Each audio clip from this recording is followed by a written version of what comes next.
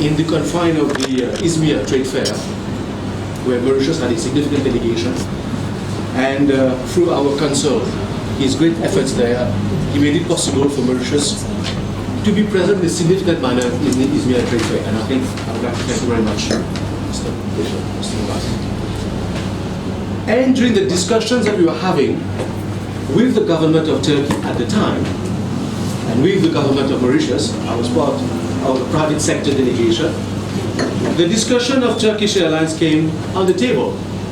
And the question was being put by the minister on the Turkish side to our minister was, Turkish Airlines is ready. When are you going to be ready? So I think a lot of work has been done, much more from the Turkish side, I must say, to make it happen. So I think yesterday was a great evening, was a great day. Turkish Airlines is now flying to Mauritius, and I think this is just the beginning of a great story. I've also taken good note of the connectivity between Istanbul and Africa. And I think where we are, and this is also our objective, to play that hub between Asia and Africa, and I think there is a great combination. We visited Turkey, we were in Izmir, we look at the economic zones, there was a private sector delegation, Mauritian private sector delegation. We welcome a Turkish delegation this year, in February, Pfizer. 16 February. And no longer than a couple of weeks ago, we had Enterprise Mauritius who was in Turkey. So I think that we're also doing a lot on our side to connect. So from a trade perspective, as you know, I will let Mr. Bagla later maybe touch upon that in terms of the ecosystem that exists for us to do more business together. But I believe that fundamentally people do business with people that they like, that they get on with. And I think this is what we want to foster. Relations, networking, a win-win situation, but based on a profound understanding of each other's needs. Mauritius is a very small country, Turkey is a big country, but I think together we've got a big market next to us. And I think that should be the strategy that we need to pursue. On this note, I'll pass on to Mr. Omar Kanali, who is my very good friend. All brief regarding to our day, and then I will give you my feeling what I'm feeling today. Ladies and gentlemen, on behalf of the Turkey Mauritius Business Council, it's my honor to welcome you all here today and a special occasion between, as my friends, Turkish Airlines flight between Istanbul and Port Lee has started. It's a great to back again to lovely and land, the star of the Indian Ocean, Mauritius. And in the beginning of my speech, I would like to briefly introduce our organization. We are called the DEIC, the Project Economic Relation Board, and its function. DEIC is a private sector entity representing the Turkish business community with its approximately 800 members in Turkey. DEIC's goal to assist Turkish private sector and its operation abroad by creating necessary platforms where Turkish businessmen can meet the private as well as the public sector representative of foreign countries. For these purposes, DEIC has so far funded business councils. 30 of them is with African countries. Since the establishment of Turkey Mauritius Business Council in 2014, and as a founding chairman of this business council, we have put greater emphasis to develop our relation with Mauritius. In the beginning of this year, 2015, we had the council board members visit our counterpart, Mauritius Chamber of Commerce and Industry, and at the Port Louis. During this visit, we had a very successful business meeting with public and private sector representatives, which one of them is our guest today. Whom are the trade mission to foster our country's economic relations. Ladies and gentlemen, thank you very much, and we would like to see you and welcome you in Istanbul as soon as possible. This is the first one, the second one, and also as my friend, this is the second time we are in Mauritius. The first time it was in February, At that time, we had only big issue is a direct flight. When we went to Turkey, we prepared the report. We shared the MCCI and also our government and Turkish Airlines. At that report, we said that the Mauritius is a gateway. They have a financial advantages into the access to all African countries. It's a big potential. That's why we have to be flight from Istanbul to Port Louis. And I'm very happy with my delegation. I'm a member of the board. We are very happy because the Turkish Airlines started. And right now, 3 times a week, I think since next month, it will be 5 a week, the direct flight. It's very important, and maybe we came to here with the different sectors, 20 businessmen here right now. You will discuss with them. You will share some of the information about your business. And another big delegation will come to Mauritius in February. Thank you very much, special thank you very much for MCCI. Every time they are supporting to us your connections in Turkey, our connection in Mauritius. It was a bridge. We know that after the Turkish Airlines, we have a lot of the duties and to work shoulder to shoulder. That's why thank you very much again, the MCCI, and also the government.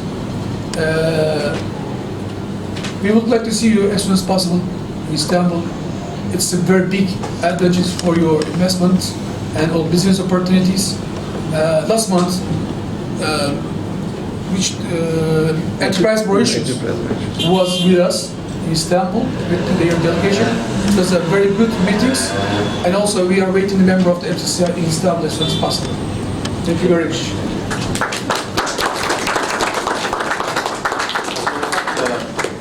In Mauritius, there's a very close connection between government and the private sector.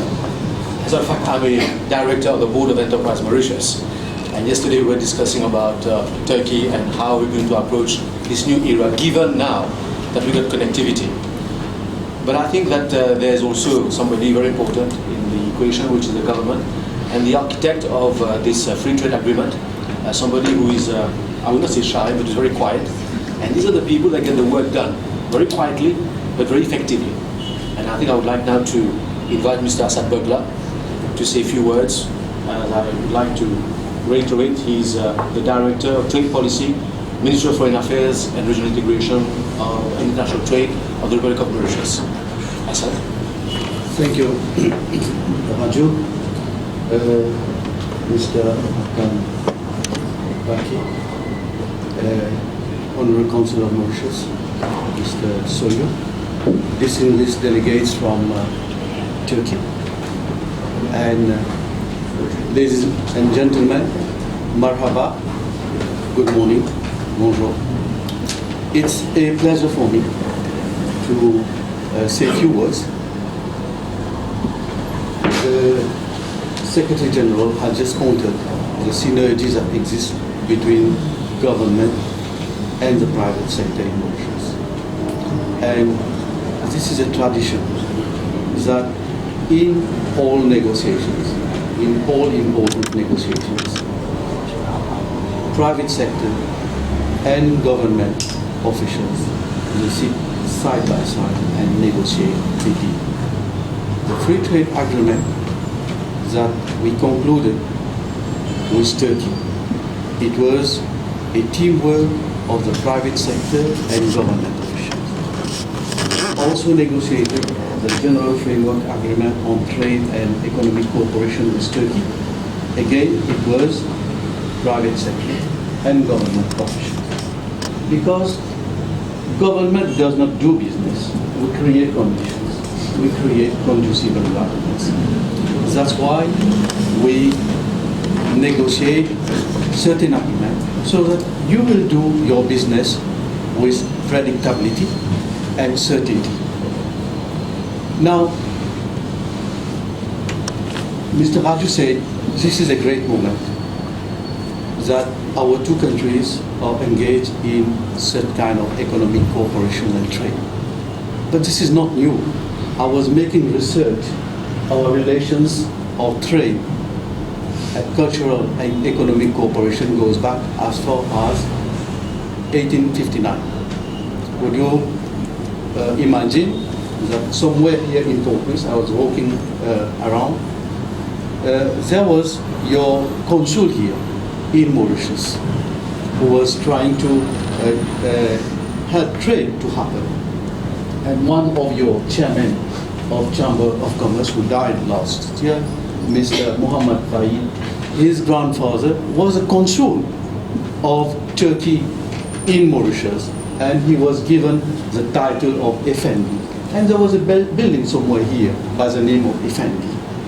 To say to you that this trade relations and economic relations dates back since, let's say, centuries ago. But you know, at times, geography keeps on changing. Geostrategy keeps on changing. Now I think there is a new world that is being developed and designed, and Turkey and Mauritius have an important role to play. What is common? What is common between Mauritius and Turkey? My good friend Raju, he said we are geographically distant, and it is the geography, the geostrategic position of our two countries that help us play a certain role, that you will find that in future there is a lot to collaborate. Mauritius, the history, it is not me, not Raju who has said it, it is history has given the title of Mauritius key and star of the Indian Ocean. Which means to say, whatever navy, whatever ships that have to travel at that time, when your Ottoman navy was coming this way, they have to go through Mauritius and then go to India and connect to Africa. And the port of Portus, which is here, it used to be a strategic place. And today, Mauritius wants to develop this port as a strategic hub for the region. If you want to trade with Africa, with Asia, this is Mauritius. We are on a strategic location. And the same goes to your country. You connect Asia with Europe, and not only that connectivity with Europe and Asia, but more important, you are a gateway to some emerging economies in Central Asia that have gas, that have petrol, that have minerals, and it goes through Turkey.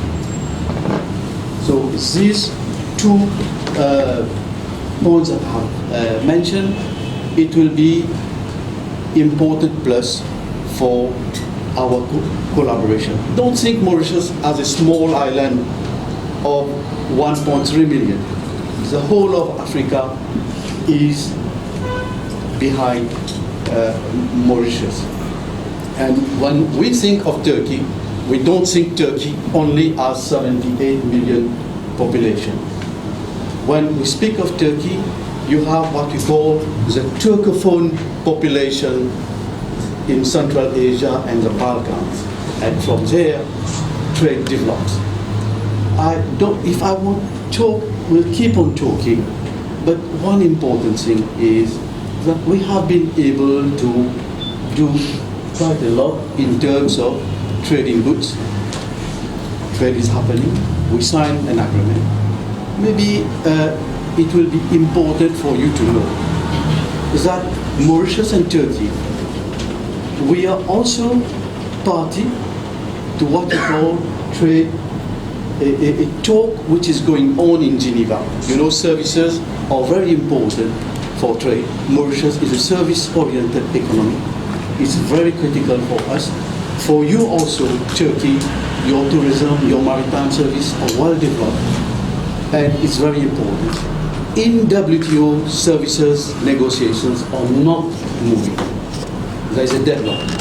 So 25 major powers of the world, they have decided to have plurilateral outside WTO to negotiate trading services. Mauritius and Turkey are part of those 25 countries, and every month in Geneva, those 25 countries, including Mauritius and Turkey, are part of the negotiation. So with our trading goods, and let's hope with services taking shape, I'm sure there is a big future for our two countries, for our own benefits of the two countries, but for the benefits of Africa and for the benefits of the region. On that small note, Mr. Haka, Raju, and dear delegates, let me stop here. Thank you very much. It's not just a small note. I think it was a very interesting note, Mr. Gona. I would very much like to invite our honorary consul just to say a few words, because he's seen so much happening between all these years. He's also he was still a one-time investor in Mauritius. So he came to Mauritius a long time ago, and his experience, seen from the Turkish side, seen from the Mauritian side, would you like to share your experience with us, Excellency? We're very much delighted. Mauritius, and they were buying the pubis from Italy, from Greece, and from Turkey. And I began to sell my product here with the containers. But the containers price was very high. And I said I must find a way to sell my product cheaper than the competitor. Then I came here, I checked the market, and then I saw that if I can give a good service to the customers with the same price, I can take the customers. But when I checked the open ship price and I compare with the container price, I saw that there is a big difference. And I decided to open my company here, to create a company and to build the small factory. Instead of loading by containers, I load by open ship. I load bulk, and the price between the ship and the container was around $100 per ton, giving an advantage to me. And I checked my cost here. It was around $30 with the workers, everything. And I created my factory here, and I began to work in Mauritius 18 years ago or 19 years ago. And I was very happy. I didn't have any problem. And I think that now there is more facilities if you compare with the past years. But after malheureusement, the customers went to Madagascar, to Cape Town, and I looked at ils ont délocalisé. Then I closed my factory in 2002, something like this.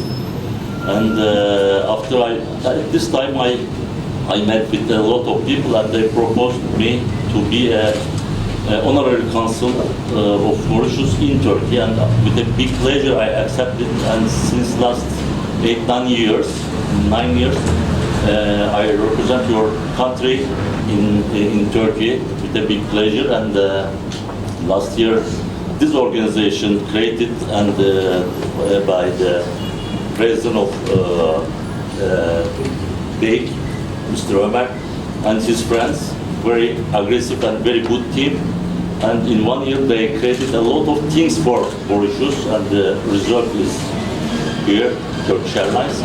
And we hope now the relation between two countries will develop, and as you say,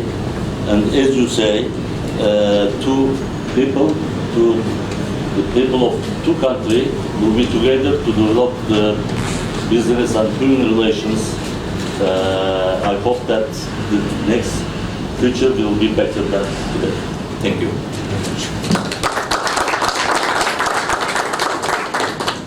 In the interest of time, and so that everybody can get to exchange business cards and introduce themselves, the government policy, as far as Africa is concerned, apart from the trade agreements, it's also a question of the strategic intent the Mauritius government has in terms of penetration. I explained myself. The government of Mauritius has created what is called the Mauritius Africa Fund, which is a vehicle through which we are going to implement an Africa strategy. So instead of having, because Mauritian businesses have been in Africa for many years, so it's not new, maybe for the last 30 or 40 years, starting with maybe sugar, transfer of technology, and all of that. So today, I think there's a footprint of Mauritian companies in more than 26 African countries, both French-speaking, Lusophone countries, and English-speaking countries. But instead of accompanying each and every investor, because it's a bit difficult, and let's be candid about it, there's also an issue of political risk at times, which we need to manage. So the strategy is that we want to have a G2G agreement, government-to-government agreement, in 4 selected countries, and then based on that, we will have an economic zone or some special arrangement, a special framework agreement. So one is right now in gestation with, the first one is with Ghana, the second one is going to be in Senegal, next to the airport, where their land has been allocated for a logistics hub next to the airport in near Dakar in Senegal. The third point is going to be in Zambia, and the fourth one is going to be the southern tip of Madagascar, next to the port that Rio Tinto has built for the export of ilmenite out of Madagascar. So infrastructure is very important when you go say, I want to do business in Africa. Yes, great. Cost is there, resources are there, but the logistics and the point-to-point connection at times is a big issue. And I'm speaking of the correction of our friends from APT, the president is here, the logistics people, because this is the real issue. In Mauritius, we are competitive, but then when you get to Africa, it's a different story. So we're also looking at how do we move our manufacturing, how do we help our manufacturing people to be present in Africa, in areas where it is safe, secure, they would act like drop-off zone. So we get investment heavy, and from there we can tap from a trade perspective into those other areas. So it'd be like a hub and spoke kind of strategy. Now, for this to be very effective, we also need finance, we also need partners, we also need friends. And this is where concretely we can actually move together in those areas. And again, to exemplify the public-private sector nature of our relationships, the way we work, the Chamber also sits on the Maurice Africa Fund alongside with government. So this is very important for us, for me, to pass on the message, to explain, but in a very explicit manner, what are the real opportunities. It's not about just, this is a great opportunity, what specifically can be done, what are the specific incentives, because when you're dealing in some countries, currency exchange rate is an issue, the legislation is an issue, recruiting people is an issue, land title is an issue, utilities is a bigger issue. So we need to address those issues first, and this is what we've been doing for the last 2 years, at the highest level in Ghana, and this is being done at the request and the behest of the World Bank. It's not as if we are going out to try to do that on our own. It's being done because the World Bank is saying it's much better to have some kind of South-South cooperation, to have some peer-to-peer exchange, as opposed to have consultants coming to help, and then, so let's move and do it ourselves and do it together. Together we'll go much further. Alone it's going to take a bit longer. So I think on this note I will stop here. I think Faiza, I would like to see from a logistics standpoint whether we'll have our friends from Turkey to introduce themselves, and then we'll have the Mauritian friends to introduce themselves, and then over coffee also get to something. Sorry, there was a question. So thank you. Thank you very much for the explanation, Secretary.